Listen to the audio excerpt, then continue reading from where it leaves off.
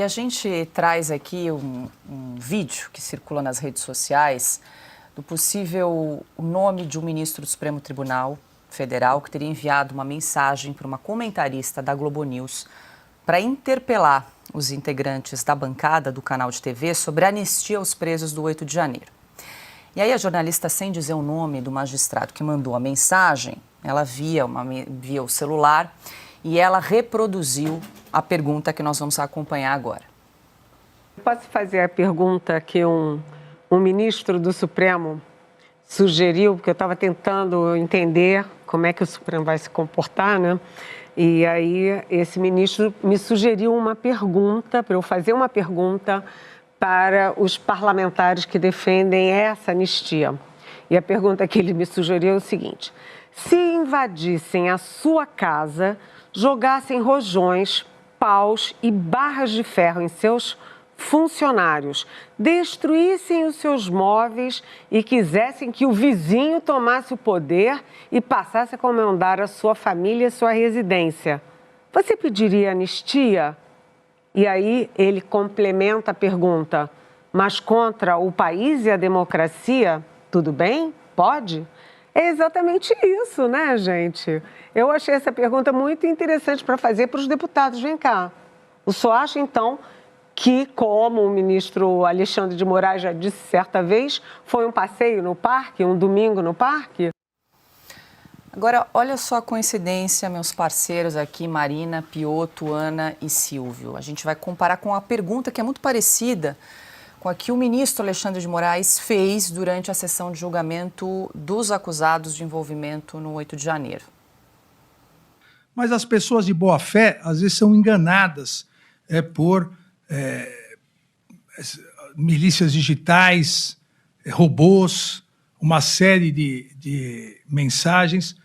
Mas as pessoas de boa fé só deveriam refletir e se perguntar: se o que aconteceu para o Brasil acontecesse na sua casa, se um grupo armado, organizado, ingressasse na sua casa, destruísse tudo, mas com a finalidade de fazer o seu vizinho mandar na sua casa, ou seja, de afastar você e a sua família do comando da sua casa, com violência, destruição, bombas, você pediria anistia para essas pessoas? Se fosse na sua casa, haveria? Então, por que no Brasil, na democracia, a tentativa de quebra do Estado Democrático de Direito, tantas pessoas defendem isso? Quanta coincidência, hein, Marina? Vale lembrar que essa foi da sessão de ontem, do julgamento que acabou tornando réu o Felipe Martins e outros 5 denunciados pelo suposto golpe. O ministro Alexandre de Moraes só esquece de dizer nisso tudo que, sim, o STF é uma casa do povo. O Congresso é uma casa do povo.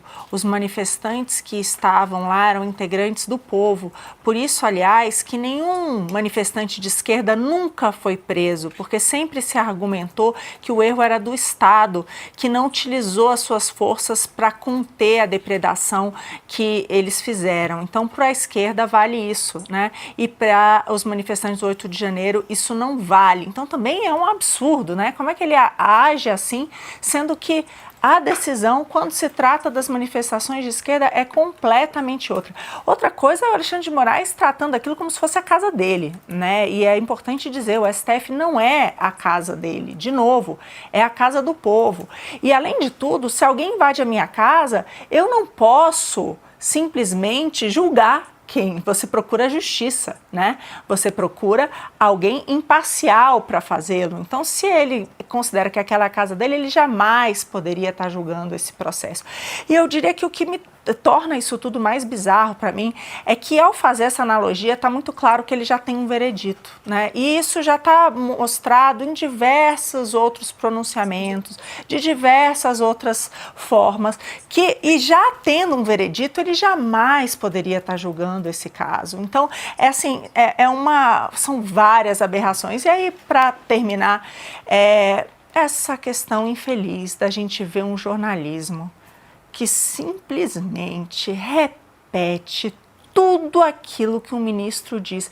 E, gente, com esse grau de absurdo em tudo que foi dito, como é que uma jornalista pega simplesmente e faz uma fala exatamente igual à do ministro? Eu me pergunto aqui, será que a coluna dela para o Estadão também é escrita por ele? Eu realmente me pergunto, quem é que cadê? Né? Eles de fato, eles questionam, que é o trabalho jornalístico, eles se fazem perguntas ali, ou eles simplesmente se transformaram em garotos de recado do STF? Porque é muito preocupante. Hoje teve uma coisa parecida de outra jornalista da mesma emissora que falou da questão da voz de prisão dada a Sebastião Coelho. Lembra? Naquele julgamento anterior que ele tentou entrar como advogado do Felipe Martins, foi barrado, foi dado voz de prisão. Aquela voz de prisão foi dada por Barroso. Ela disse que foi bastante acertada, porque o advogado queria causar um tumulto. De novo, utilizando as expressões